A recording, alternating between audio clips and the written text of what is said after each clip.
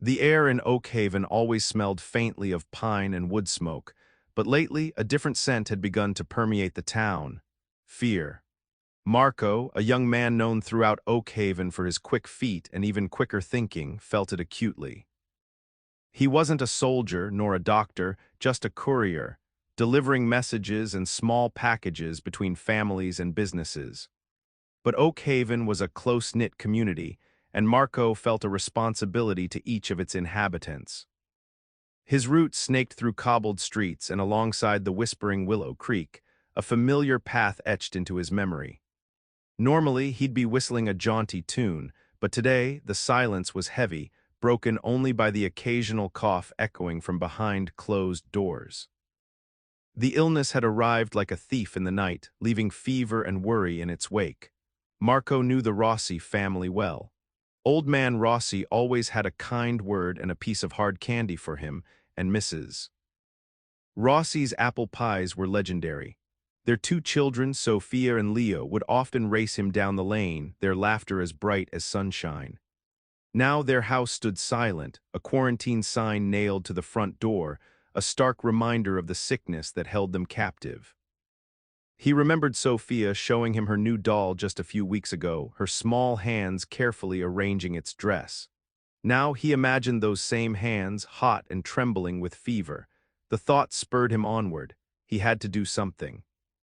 He couldn't just stand by while the Rossi family, and possibly others, succumbed to the illness and the growing despair. Marco knew that the only thing standing between them and a fighting chance was the precious quinine. And he intended to get it to them, no matter the risk. Oak Haven was his home, and its people were his family.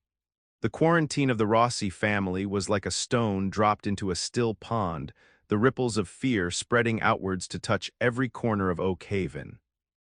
Whispers replaced conversations in the marketplace. Children were kept indoors, their games silenced. Even the usually bustling tavern, the Golden Barrel, saw fewer patrons, the laughter replaced by anxious murmurs. The sickness itself was a cruel beast. It started with a chill, a persistent cough, and then the fever would take hold, burning through bodies like a wildfire. The breaths became shallow, ragged gasps, each one a struggle. Marco had heard tales from Dr. Albright about the fever's progression, tales that painted a grim picture of delirium and exhaustion.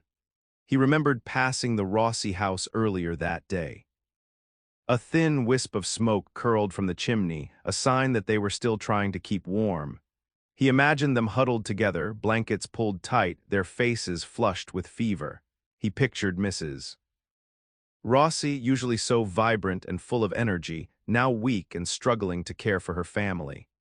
He imagined old man Rossi, his voice usually booming with laughter, now reduced to a raspy whisper. And the children, Sophia and Leo, their bright eyes now clouded with sickness. The worst part was the feeling of helplessness. People were dying and there was so little anyone could do. The government shipments of quinine were delayed, held up by some bureaucratic tangle in the capital. Dr. Albright was doing his best, but his supplies were dwindling fast. He was a kind man, spreading his medicine to all who needed it, but even he couldn't perform miracles. The shelves in his small apothecary were becoming bare, and the faces of those seeking help grew more desperate each day. Marco knew he couldn't just stand by and watch. He had to find a way to get the quinine to the Rossi family. He didn't know how yet, but he would figure it out. He had to. The fevered breaths of the Rossi family echoed in his mind, a constant reminder of the urgency of the situation. Dr. Albright's words echoed in Marco's ears. The quinine, it's the only thing that seems to make a difference. It doesn't cure the sickness, but it can break the fever, give them a chance to fight. But Dr. Albright had also confessed, his voice heavy with worry, that his own supply was nearly exhausted. He'd reserved what little he had left for the most critical cases, and the Rossi family, quarantined and isolated, were quickly becoming one of them. Marco learned from Alara, the baker's daughter who sometimes helped at the apothecary, that a merchant passing through Oak Haven a few weeks back had been carrying a large supply of quinine, intending to sell it in the capital. He had stayed at the Golden Barrel for a night before continuing his journey. Perhaps, just perhaps, he still had some left. The thought sparked a flicker of hope in Marco's chest. He raced to the Golden Barrel, the familiar creak of the tavern door announcing his arrival. The atmosphere inside was subdued, the air thick with worry. He approached Barnaby, the innkeeper, a burly man with a kind heart hidden beneath a gruff exterior. "Barnaby," Marco said, his voice urgent, "do you remember that merchant who stayed here a few weeks ago? The one with the large supply of quinine?" Barnaby scratched his chin, his brow furrowed in thought. I remember him." Fancy clothes, nervous eyes, said he was headed to the capital. "Did he mention anything about selling any of it here?" Marco pressed. Barnaby shook his head. "Not to me, but I did overhear him talking to Silas the miller. Silas was complaining about his wife feeling unwell. Maybe he bought some." Marco's heart leaped. He thanked Barnaby and sprinted towards the mill, the rhythmic thumping of the water wheel growing louder as he approached. Silas was a wiry, taciturn man, but Marco knew he was honest. If anyone had quinine, it would be Silas. The possibility of finding the medicine, of offering the Rossi family a chance, propelled him forward, the image of their feverish faces a constant reminder of the stakes. This wasn't just about delivering a package, it was about saving lives. It was about the heart of Oakhaven. Silas, his face etched with worry lines, confirmed Barnaby's story. He had indeed purchased a small tin of quinine from the merchant for his wife, Martha. "It helped her some," he said, his voice low, "but it's nearly gone, and she's still weak." Marco's heart sank. He knew he couldn't ask Silas to give up the medicine that was helping his wife, but he had to try. "Silas," he began, choosing his words carefully, "the Rossi family, they're in a bad way. They're running out of quinine completely. Doctor. Albright says it's their only chance." Silas looked down at his worn hands, his silence heavy. Marco waited, his breath held tight with anticipation. Finally, Silas looked up, his eyes filled with a mixture of sadness and resolve. "I can't give you all of it," he said. "Martha still needs some, but I can spare half. It's not much, but it might be enough to help them through the worst of it." Relief washed over Marco, so potent it almost buckled his knees. "Thank you, Silas," he said, his voice thick with gratitude. "You're a good man." Silas went inside and returned with a small, dented tin. The label was faded, but Marco could still make out the word quinine in bold letters. He took the tin reverently as if it were a precious jewel. Now came the difficult part, getting the quinine to the Rossi family without being caught. The quarantine was strictly enforced. Guards patrolled the streets, and anyone caught entering or leaving a quarantined house faced severe punishment. He couldn't risk going through the front gate. He would have to be smart and fast. He knew the back of the Rossi property bordered the Whispering Willow Creek. He could approach from there, using the dense foliage as cover. But the guards patrolled the creek bank as well, especially at night. He would have to wait for the darkest hour, when the moon was hidden behind the clouds and the guards were at their weariest. As he clutched the tin of quinine, the weight of it felt immense. It wasn't just a medicine, it was hope. It was a symbol of his commitment to his community, a testament to his courage. He would not let the Rossi family down. He would find a way. The fevered breaths of Sophia and Leo echoed in his mind, urging him onward. He had a plan to make, a risky plan, a midnight plan. The moon hid behind a thick blanket of clouds, plunging Oakhaven into near darkness. This was the hour Marco had been waiting for. He tucked the tin of quinine securely into his satchel, making sure it wouldn't rattle and betray his presence. He wore dark clothes, blending into the shadows like a phantom. He slipped out of his house, the familiar creak of the door sounding deafening in the stillness of the night. He moved swiftly, sticking to the alleyways and back streets, avoiding the main thoroughfares where the guards were more likely to patrol. Each step was carefully measured, his senses on high alert. The air was damp and cold, and the scent of wood smoke hung heavy in the air. He could hear the distant murmur of the whispering willow creek, his guiding beacon. As he neared the creek bank, he slowed his pace, crouching low to the ground. He could see the faint silhouettes of the guards patrolling the edge of the quarantine zone, their lanterns casting long, dancing shadows. He waited, his heart pounding against his ribs like a trapped bird. He needed a distraction, something to draw the guards away from his intended path. He remembered a loose dog that often roamed near the bakery. If he could lure it towards the guards. He found a small stone and tossed it towards the bakery, hoping to startle the dog. A moment later, he heard a low growl, followed by a burst of barking. The guards, startled by the sudden noise, moved towards the commotion, their lanterns bobbing in the darkness. This was his chance. He sprinted towards the creek bank, his feet barely touching the ground. He slipped into the water, the cold seeping into his bones, but he pressed on, wading silently through the shallows. The weight of the satchel, with the precious tin of quinine inside, felt heavier with each step. He reached the edge of the Rossi property, the overgrown bushes providing a natural barrier. He could see the faint glow of candlelight flickering through the windows of the house. He was close, so close. He took a deep breath, steeling himself for the final, most dangerous part of his journey. He had to reach the house undetected, deliver the quinine, and then disappear back into the night. The fevered breaths of the Rossi family were his constant motivation, pushing him forward through the darkness and the cold. He crept through the overgrown garden, his soaked clothes clinging to his skin. He reached a back window, its glass grimy and clouded with condensation. He tapped lightly, a prearranged signal he had discussed with Sophia weeks ago before the quarantine. A moment later, the window creaked open, revealing Sophia's pale face. Her eyes, usually so bright, were now dull and listless. She looked weak and tired, but a flicker of recognition sparked in her eyes when she saw him. "Marco," she whispered, her voice hoarse. "It's me," he replied softly. "I have something for you." He reached into his satchel and pulled out the tin of quinine, handing it to her. Her fingers trembled as she took it, her grip weak. "Quinine," she breathed, her voice filled with disbelief. "Where did you get this?" "It doesn't matter," Marco said. "What matters is that you have it. Give it to your parents. Make sure everyone takes it."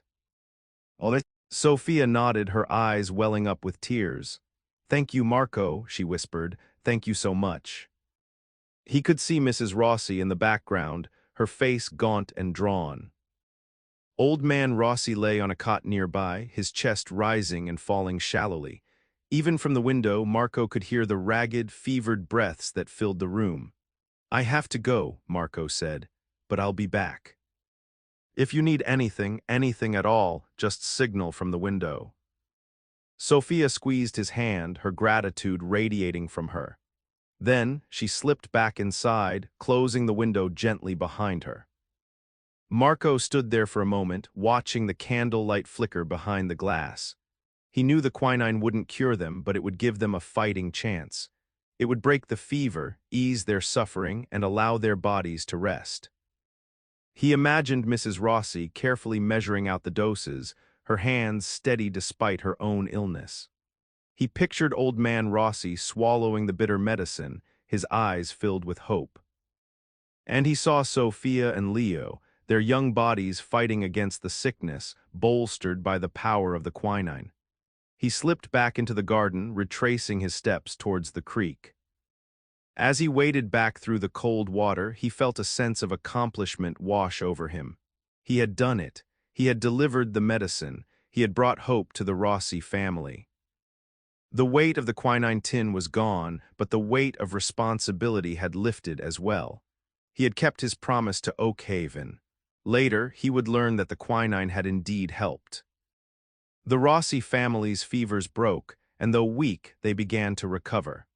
The fevered breaths became less ragged, less desperate, but Marco's midnight journey would not be the end of their troubles or his. A new threat was brewing on the horizon, a threat more insidious than the sickness itself, a threat of greed. The Rossi family slowly recovered, their fevered breaths easing, replaced by the sounds of quiet laughter and the aroma of Mrs. Rossi's baking, a welcome return to normalcy in Oak Haven. Marco continued his courier rounds, but he often found himself glancing towards the Rossi house, a silent reassurance that they were all right. However, the sickness had left them weakened, both physically and financially. The quarantine had prevented them from working, and their savings had dwindled. The whispers started subtly, rumors carried on the wind like seeds of malice. Whispers of men with avaricious eyes, men who saw opportunity in the Rossi family's misfortune. Marco first heard the rumors from Alara, the baker's daughter. "They say Jasper Thorne is sniffing around the Rossi farm," she said, her voice hushed. "He wants their land, says they can't possibly manage it anymore." Jasper Thorne was a wealthy landowner, known for his ruthlessness and his insatiable greed.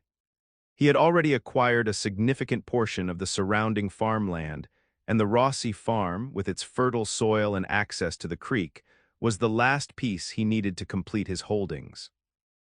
Marco dismissed it as idle gossip until he overheard a conversation at the Golden Barrel. He was delivering a message to Barnaby when he heard two men talking in low voices in a darkened corner of the tavern. He recognized one of them as Thorne's right-hand man, a shifty-eyed fellow named Kruger. "The old man's still weak," Kruger was saying, "and the woman's not much better. The children are too young to put up a fight." "Thorne wants it done quickly and quietly," the other man replied. "He doesn't want any trouble with the town."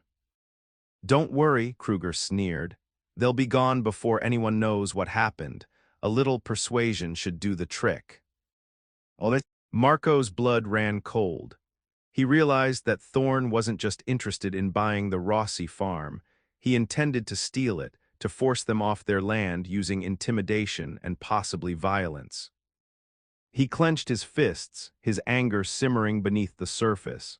He couldn't let this happen. He wouldn't let these vultures prey on a family that had already suffered so much. The memory of their fevered breaths, their desperate need for help, fueled his resolve. He had to protect them. He had to find a way to stop Thorne and his cronies before it was too late. This time, medicine wouldn't be enough. This time, it would take something more. It would take courage, cunning, and the strength of a community united against greed. It would take a midnight strategy. Marco knew he couldn't face Thorne alone. He needed help, trusted allies who shared his sense of justice and his commitment to Oak Haven. He began by approaching Barnaby, the innkeeper, a man whose gruff exterior hid a heart of gold. "Barnaby," Marco said, his voice serious, "I need your help. Thorne is planning to force the Rossi family off their land." Barnaby's eyes narrowed. "That greedy pig, he won't get away with it." Next, he sought out Alara, the baker's daughter. She was quick-witted and resourceful, and her knowledge of the town and its inhabitants was invaluable. "Alara," Marco said, "Thorne is going after the Rossi family. We need to do something." Alara didn't hesitate. "Tell me what you need." He also approached Silas, the miller, still weakened from his wife's illness but determined to help. And Thomas, the blacksmith, a strong and capable man who wouldn't stand for injustice. That night, under the cloak of darkness, they gathered in the abandoned watchtower overlooking the town. The wind howled through the crumbling stone walls, and the only light came from a single lantern, casting long, dancing shadows on their faces. "Thorne will likely come at night," Marco said, spreading a rough map of the Rossi farm on the ground. "He'll want to take them by surprise." "We need to be ready for him," Barnaby growled. "We need a plans." Alara suggested setting up a series of diversions, creating obstacles to slow Thorne and his men down. "We can block the road with fallen trees," she said, "and create false trails to lead them astray." Silas offered his knowledge of the surrounding terrain. "There's a narrow path through the woods that only locals know," he said. "We can use that to our advantage."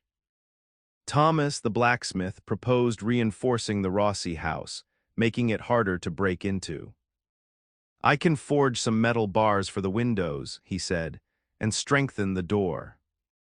Marco listened carefully, piecing together their ideas into a cohesive plan. They would defend the Rossi farm without violence if possible, using their wits and their resourcefulness to deter Thorn and his men. But if necessary, they would be prepared to stand their ground. The memory of the Rossi family's fevered breaths, their vulnerability and their resilience fueled their determination. They were not just protecting a family. They were protecting the heart of Oakhaven. They were sending a message to Thorn and others like him. Greed would not be tolerated in their town.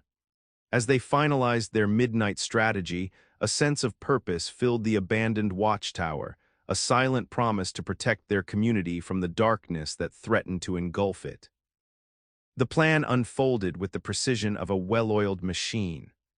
Elara, with her knowledge of Oakhaven's hidden pathways, led a group of villagers to block the main road leading to the Rossi farm. They felled several large trees, creating an impassable barrier. They also scattered caltrops, small, spiked devices crafted by Thomas, along the alternative routes, ensuring Thorn's wagons would have a difficult time navigating the terrain. Silas, with his intimate understanding of the woods, led another group along a winding, barely visible path. They created false trails, marked with misleading signs, designed to lure Thorn and his men deeper into the forest, wasting their time and energy. They even rigged up a series of tripwires connected to noisemakers, old pots and pans, that would alert them to any intruders attempting to bypass the main blockade. Meanwhile, Thomas worked tirelessly at the Rossi farm, reinforcing the house against attack. He hammered thick metal bars across the windows, making them nearly impenetrable. He strengthened the door with extra planks of wood and secured it with a heavy iron bolt. He even fashioned a makeshift barricade out of overturned furniture, providing the Rossi family with a safe haven inside the house. Marco, ever the agile courier, acted as the linchpin of the operation, moving swiftly between the different groups, ensuring everyone was in position and that the plan was proceeding smoothly. He carried a messenger bag filled with supplies, extra caltrops, signal flares, and a small tin of quinine, a reminder of their previous struggle and a symbol of their unwavering commitment to the Rossi family. As darkness fell, a sense of quiet anticipation settled over Oakhaven. The villagers, armed with pitchforks, shovels, and a fierce determination, waited patiently for Thorn and his men to arrive. They were not soldiers, nor were they warriors, but they were brave and resourceful, united by their shared sense of justice and their unwavering loyalty to their community. The fevered breaths of the Rossi family, now thankfully calmer, were the silent prayer on everyone's lips, a plea for strength and a reminder of what they were fighting for.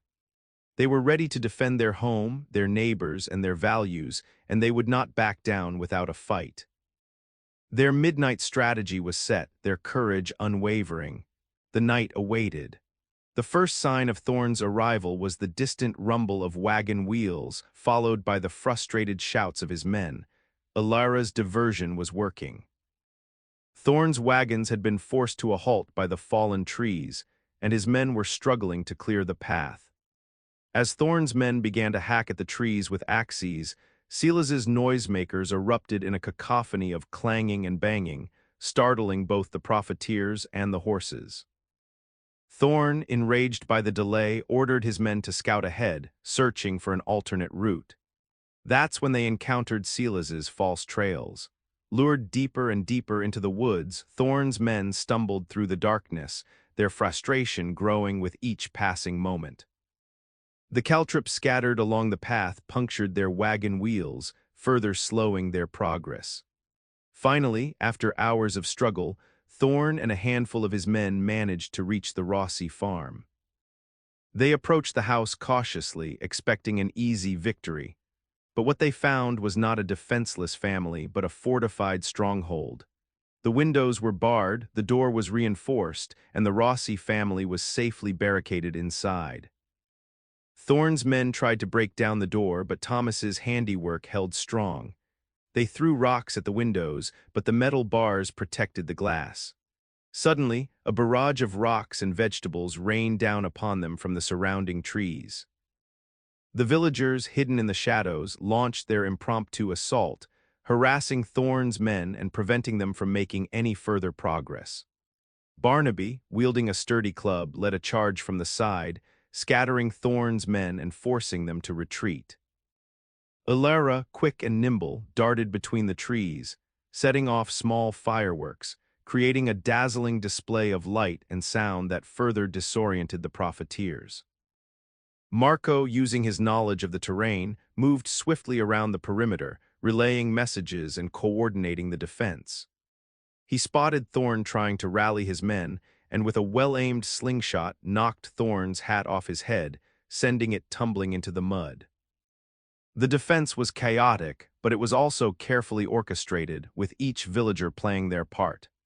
They worked together seamlessly, protecting their community and sending a clear message to Thorne: Oak Haven would not be bullied.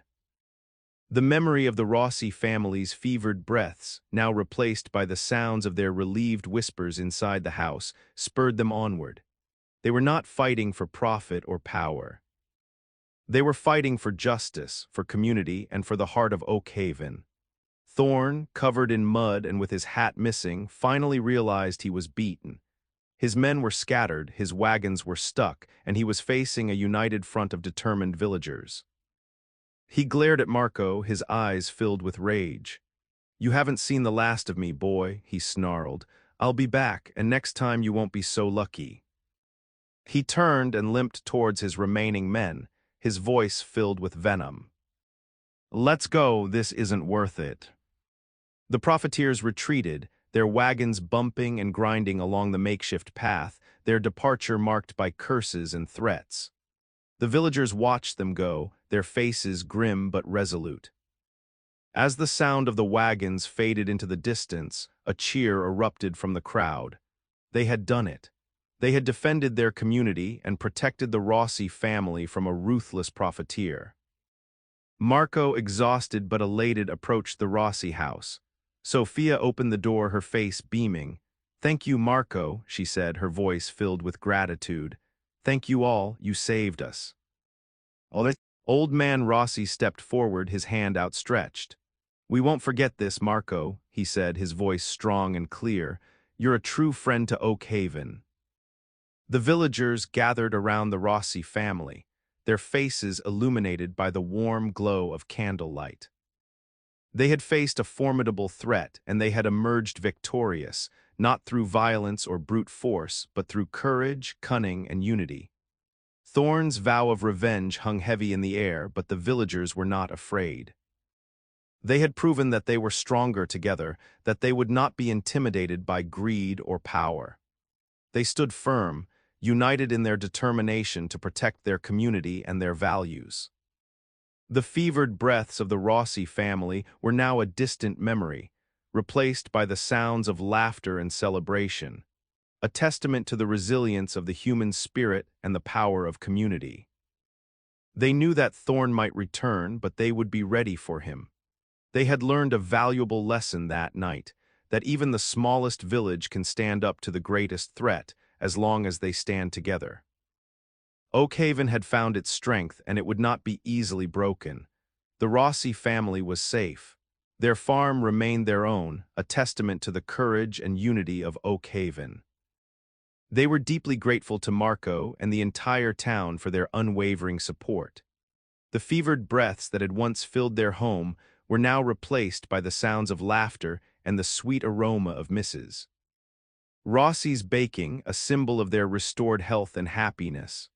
The events of that night solidified Marco's reputation as a hero. He was no longer just a courier, he was a protector, a leader, a symbol of hope in a time of uncertainty. His bravery in smuggling the quinine to the Rossi family, and his resourcefulness in organizing the defense against Thorne, had earned him the respect and admiration of everyone in Oak Haven. Children would run up to him in the street, their eyes wide with awe, asking him to recount the story of how he outsmarted Thorne and his men. Farmers would offer him the best cuts of meat and the freshest produce, a token of their gratitude. And the Rossi family treated him like one of their own, always welcoming him with open arms and a warm meal. The story of Marco's courage and the town's defiance spread beyond Oak Haven, carried by traveling merchants and wandering storytellers. It became a legend, a tale of a small village that stood up to greed and injustice, a testament to the power of community and the unwavering spirit of its people. He never sought recognition or praise, but the townsfolk insisted on honoring him. They carved a wooden statue of Marco, depicting him with his messenger bag slung over his shoulder and a determined look on his face. The statue was placed in the center of the town square, a constant reminder of his bravery and his commitment to Oak Haven. But for Marco, the greatest reward was the knowledge that he had made a difference, that he had helped his community in their time of need. The memory of the Rossi family's fevered breaths and the relief he had felt when he delivered the quinine was etched in his mind forever. He knew that he would always be ready to defend Oak Haven, to protect its people, and to stand up for what was right. He was, after all, a son of Oak Haven, and its heart beat strongly within him. And so, the legend of Marco, the courier who became a hero, was born, a story that would be told and retold for generations to come. The once quiet town had found its voice, and Marco had helped it find it. And so, the story of Marco of Oak Haven became a cherished legend, whispered around crackling fires on cold winter nights, and sung in boisterous taverns on warm summer evenings. It was a story about community, about courage, and about the importance of standing up for what is right, even when faced with seemingly insurmountable odds. The tale always began with the sickness, with the fear that gripped Oak Haven and the fevered breaths of the Rossi family trapped behind the quarantine sign. It spoke of Marco's bravery in risking his own life to deliver the precious quinine, a small tin of medicine that represented hope in a time of despair. Then, the story shifted to the threat of Jasper Thorne, the greedy profiteer who sought to exploit the Rossi family's vulnerability. It highlighted Marco's resourcefulness in rallying the townspeople, in devising a midnight strategy to protect their neighbors and their values. The climax of the legend was always the chaotic but carefully orchestrated defense of the Rossi farm, with each villager playing their part, united in their determination to resist Thorne's greed. It emphasized the importance of community, of working together to overcome adversity. And finally, the story concluded with the triumphant retreat of the profiteers and the lasting legacy of Marco, the courier who became a hero. It spoke of his humility, his unwavering commitment to Oak Haven, and his belief in the power of justice. Over time, the details of the story may have changed, embellished by generations of storytellers. But the core message remained the same, that even the smallest village can stand up to the greatest threat, as long as they have the courage to unite and fight for what they believe in. The statue of Marco in the town square served as a constant reminder of this lesson. Children would often gather around it, listening intently as their grandparents recounted the legend of Marco of Oak Haven, the hero who had saved their community. And so, the memory of Marco lived on, not just in the stories that were told, but in the values that were cherished and the spirit of community that continued to thrive in Oak Haven. The fevered breaths he had helped ease, the medicine tins he had bravely delivered, and the midnight strategy he had so skillfully orchestrated, all became symbols of hope, courage, and the unwavering power of the human spirit. The small courier from Oak Haven had become an enduring legend, a timeless reminder that even the smallest act of kindness and courage can have a lasting impact on the world. He was the heart of Oak Haven, and his story would continue to beat strong for generations to come.